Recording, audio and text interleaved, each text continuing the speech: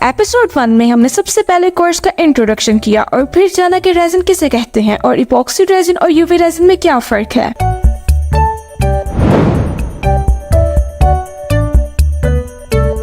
अस्सलाम वालेकुम, I am Mariam Mahmood and welcome to resin art course by Mariam creations.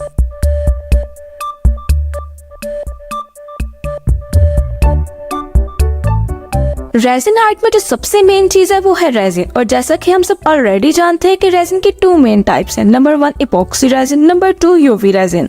और अगर आपने एपिसोड 1 ध्यान से समझी होगी तो आप ये भी जानते होंगे कि इपॉक्सी रेजिन को लार्ज प्रोडक्ट्स बनाने के लिए इस्तेमाल किया जाता है, जबकि यूवी रेजिन को स्मॉल प्रोडक्ट्स बनाने के लिए इस्तेमाल किया जाता है। और मैंने आप सबसे सवाल पूछा था कि यूवी रेजिन को क्यों लार्ज प्रोडक्ट्स बनाने के लिए इस्तेमाल नहीं किया जाता। बहुत से लोगों ने इसका जवाब दिया था, लेकिन किसी का भी जवाब बिल्कुल एक्यूरेट नहीं था। चलिए मैं इसका जवाब खुद देती हूँ। यूवी रेजिन इपॉक्सी रेजिन से बहुत ज्यादा एक्सपेंसिव है। इपॉक्सी रेजिन आजकल 2500 की 750 ग्राम आती है, जबकि यूवी रेजिन 2500 की जस्ट 100 ग्राम आती है। जितनी लार्ज प्रोडक्ट बनाएंगे उतनी ज्यादा यूवी रेजिन इस्तेमाल होगी। और जैसा कि हम सब जानते हैं कि यूवी रेजिन को क्योर करने के लिए यूवी लैंप के नीचे रखा जाता है। यूवी लैंप के डिफरेंट साइजेस होते हैं, जितना बड़ा साइज होगा उतना ज्यादा एक्सपेंसिव होगा। स्मॉल साइज का यूवी लैंप जो ज्वेलरीज बनाने के लिए इस्तेमाल होते हैं उसकी प्राइस ऑलमोस्ट 1450 है। चलो अगर हम पैसे जाया करके यूवी लैंप और यूवी रेजिन खरीद ही लेते हैं और यूवी रेजिन से कोस्टर या ट्रे बनाने के लिए यूवी रेजिन को मोल्ड में डालते हैं और मोल्ड को यूवी लैंप के नीचे रख देते हैं, तो यूवी रेजिन ऊपर से तो क्योर हो ही जाएगी, लेकिन थिकनेस की वजह से नीचे से क्योर होने से पहले ही ऊपर से ओवरहीट की वजह से येलो होना शुरू हो जाएगी। अगर अब आप ऐसा सोच रहे हैं कि यूवी रेजिन से हम लार्ज प्रोडक्ट्स बना ही नहीं सकते, तो ये भी आप गलत सोच रहे हैं। यूवी रेजिन से हम लार्ज प्रोडक्ट्स बना सकते हैं, लेकिन वो थोड़ा लॉन्ग प्रोसीजर है। चले मैं वो भी आपके साथ शेयर करती हूँ। अगर मोल्ड में पतली लेयर यूवी रेजिन की डाली जाए और फिर यूवी लैंप के नीचे रख के क्योर किया जाए और क्योर होने के बाद दोबारा उसके ऊपर पतली लेयर यूवी रेजिन की डाली जाए और फिर दोबारा से क्योर किया जाए और तब तक इस प्रोसीजर को कंटिन्यू रखा जाए जब तक मोल्ड कम्प्लीटली फिल्ड ना हो जाए। इस टेक्निक से आप मल्टीपल थिन लेयर्स लगा के यूवी रेजिन को लार्ज प्रोडक्ट्स के लिए सक्सेसफुली यूज कर सकते हैं, लेकिन रिजल्ट वैसे ही आएगा जैसे इपॉक्सी रेजिन को यूज करके आता है। मींस इतनी मेहनत और इतना एक्सपेंसिव मटेरियल यूज करने के बाद भी रिजल्ट वैसा ही आएगा जो इपॉक्सी रेजिन को यूज करके आता है। इससे अच्छा इपॉक्सी रेजिन को लार्ज प्रोडक्ट्स के लिए क्यों ही इस्तेमाल ना कर लिया जाए। मैं तो कभी भी अपने स्टूडेंट्स को लार्ज प्रोडक्ट्स बनाने के लिए यूवी रेजिन रिकमेंड नहीं करती। आगे ही रेजिन प्रोडक्ट्स इतनी एक्सपेंसिव होती हैं, अगर यूवी रेजिन से बनाकर सेल करेंगे तो प्राइसेस और डबल हो जाएंगे, और जो चीज क्लाइंट को हाफ प्राइस में दूसरों से मिल रही होगी वो कभी भी आपसे परचेज नहीं करेगा। हाँ, आप ज्वेलरीज के कीचेन्स के टॉप कोटिंग के लिए यूवी रेजिन इस्तेमाल करेंगे तो टाइम भी बहुत बच जाएगा, और दूसरा ये कि यूवी रेजिन एक्स्ट्रा क्लियर होती है, इसलिए आपके प्रोडक्ट में फिनिशिंग और नीटनेस ज्यादा आएगी। अब आप सोच रहे होंगे कि इपॉक्सी रेजिन को क्यों लार्ज प्रोडक्ट्स बनाने के लिए इस्तेमाल किया जाता है। Number 1 durability. इपॉक्सी रेजिन से बनाई हुई प्रोडक्ट्स मजबूत होती हैं और लंबे अरसे तक चलती हैं। Number 2 large coverage. Epoxy resin ज्यादा क्वांटिटी में डाली जा सकती है, जिससे बड़ी सरफेसेस आसानी से कवर हो सकती हैं। Number 3 self curing. सबसे मेन रीजन ये है कि इपॉक्सी रेजिन को क्योर करने के लिए किसी लैंप या किसी और चीज के नीचे नहीं रखा जाता, बल्कि अगर इपॉक्सी रेजिन के पार्ट ए और पार्ट बी को ठीक से मिक्स किया जाए तो वो खुद ही 40 मिनट बाद क्योर होना शुरू हो जाती है और 24 घंटे तक कम्प्लीटली क्योर हो जाती है।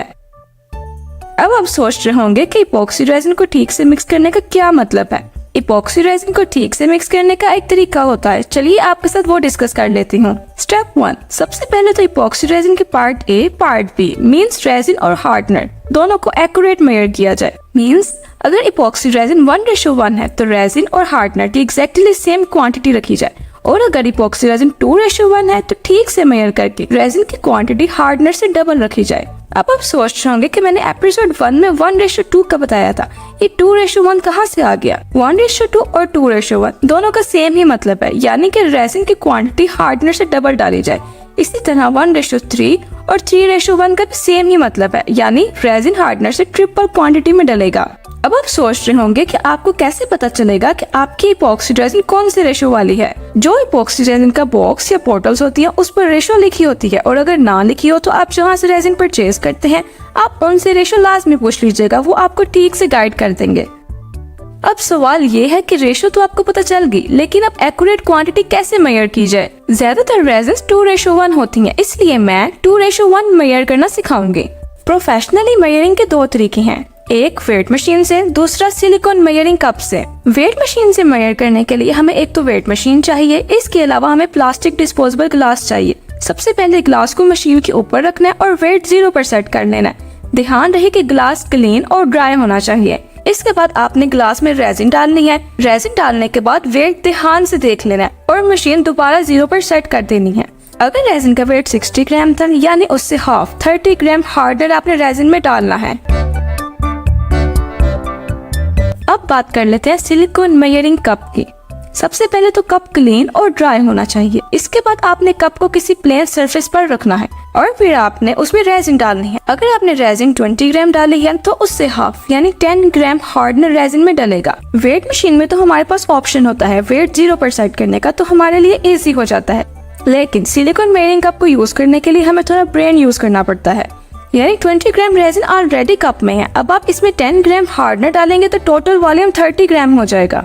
मैं ये सब आपको प्रैक्टिकली भी करके दिखाऊंगी। प्रैक्टिकली परफॉर्म करने का मजा जब आता है जब आपको सारी डिटेल्स पता हो कि ये हम क्यों कर रहे हैं, या अगर हमारे पास ये चीज ना हो तो इसकी रिप्लेसमेंट में हम क्या चीज यूज कर सकते हैं। अब बात कर लेते हैं प्राइसेस की।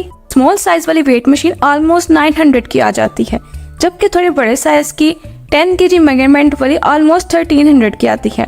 और सिलिकॉन मेजरिंग कप्स के भी डिफरेंट साइजेस होते हैं। 100 ml का ऑलमोस्ट 550 का आ जाता है, जबकि 250 ml का ऑलमोस्ट 900 का आता है। अच्छा, ये तो हो गए दो प्रोफेशनली मेजरिंग के तरीके। अब बात कर लेते हैं एक जुगाड़ू तरीके की। अगर आपके पास वेट मशीन या सिलिकॉन मेजरिंग कप दोनों ही नहीं है और आप स्टार्टअप थोड़े लो बजट के साथ करना चाहते हैं, तो भी एक तरीका है। Number 3, measuring with cups. अगर आपकी रेजिन 2:1 है तो जितने कप आप रेजिन के डालेंगे उससे हाफ कप आपको हार्डनर के डालने होंगे। मींस अगर आप 2 कप रेजिन लेते हैं तो उससे हाफ यानी कि 1 कप आपको हार्डनर उसमें डालना होगा। हमारा मेन एम होता है रेजिन और हार्डनर दोनों को प्रिसाइज रेशो में मेजर करना, इसलिए हम कप मेजरिंग तरीके से भी रेजिन एक्यूरेट मेजर कर सकते हैं। लेकिन कोई भी रेजिन आर्टिस्ट ये तरीका इस्तेमाल क्यों नहीं करता? इवन वेट मशीन या सिलिकॉन मेजरिंग कप खरीदने के भी पैसे बच जाते हैं। इस सवाल का जवाब आपको नेक्स्ट एपिसोड में दूंगी, और अगर आपको पता है तो कमेंट में जरूर बताइएगा। अच्छा, इपोक्सी रेजिन की रेशियोज एक्यूरेट मेजर करने का तरीका तो आपको पता चल गया और आपने इपोक्सी रेजिन एक्यूरेट मेजर कर ली। अब नेक्स्ट स्टेप है आइसक्रीम स्टिक या सिलिकॉन स्पैचुला की हेल्प से रेजिन मिक्स करना। नाउ द क्वेश्चन इज, हम डिस्पोजेबल ग्लास, आइसक्रीम स्टिक्स या सिलिकॉन स्पैचुला क्यों यूज करते हैं रेजिन आर्ट में? अगर हम घर के चम्मच या ग्लास यूज करना चाहें तो कर सकते हैं या नहीं? इस सवाल का जवाब भी आपको नेक्स्ट एपिसोड में मिलेगा। चलें दोबारा टॉपिक की तरफ चलते हैं। रेजिन मिक्स करने का मतलब ये नहीं कि बस तेज तेज स्टिक को घुमाते रहो कि रेजिन और हार्डनर को मिक्स ही तो करना है। ऐसे करेंगे तो आपके रेजिन में बहुत ज्यादा बबल्स बन जाएंगे। मिक्स करने का तरीका ये है कि स्टिक को स्लोली घुमाना है और जिस डायरेक्शन में घुमा रहे हैं उसी डायरेक्शन में घुमाते रहना है, बार बार डायरेक्शंस नहीं चेंज करनी। मींस अगर आप स्टिक क्लॉकवाइज डायरेक्शन में घुमा रहे हैं तो एंड तक आपने उसी डायरेक्शन में घुमाते रहना है, और अगर आप एंटी क्लॉकवाइज डायरेक्शन में घुमा रहे हैं तो एंड तक स्लोली आपने उसी डायरेक्शन में घुमाना है, ताकि आपके रेजिन में जितने कम से कम हो सके उतने बबल्स बने। नाउ द क्वेश्चन इज, आपको कैसे पता चलेगा कि आपकी रेजिन ठीक से मिक्स हो गई है या नहीं हुई, और बबल्स क्या होते हैं? और अगर हम स्लोली भी रेजिन मिक्स करें तो भी थोड़े बहुत बबल्स रह जाते हैं, उनको कैसे खत्म किया जाता है? इन सब का जवाब आपको नेक्स्ट एपिसोड में मिलेगा। मेरा आप सबसे सवाल है, जब आप इपॉक्सी रेजिन यूज करेंगे तो एक्यूरेट रेशियो की मेजरमेंट किस चीज से करेंगे? वेट मशीन से, सिलिकॉन मेजरिंग कप से, या मेजरिंग विद कप्स से? कोई भी रेजिन आर्टिस्ट एक्यूरेट मेजरमेंट के लिए मेजरिंग विद कप्स मेथड क्यों इस्तेमाल नहीं करता? हम घर के चम्मच या ग्लास रेजिन आर्ट के लिए यूज कर सकते हैं या नहीं? हमें कैसे पता चलेगा कि हमारी इपॉक्सी रेजिन ठीक से मिक्स हो गई है या नहीं? और इपॉक्सी रेजिन मिक्स करने में कितना टाइम लगता है? बबल्स क्या होते हैं और उनको कैसे खत्म किया जाता है? इन सब का सवाल आपको नेक्स्ट एपिसोड में मिलेगा। अगर आप नेक्स्ट एपिसोड्स के लिए एक्साइटेड हैं तो चैनल को सब्सक्राइब करना और बेल आइकन पर क्लिक करना मत भूलिएगा। आज की एपिसोड आपको कैसी लगी कमेंट्स में जरूर बताइएगा। तो मिलते हैं नेक्स्ट एपिसोड में, तब तक के लिए अल्लाह हाफिज।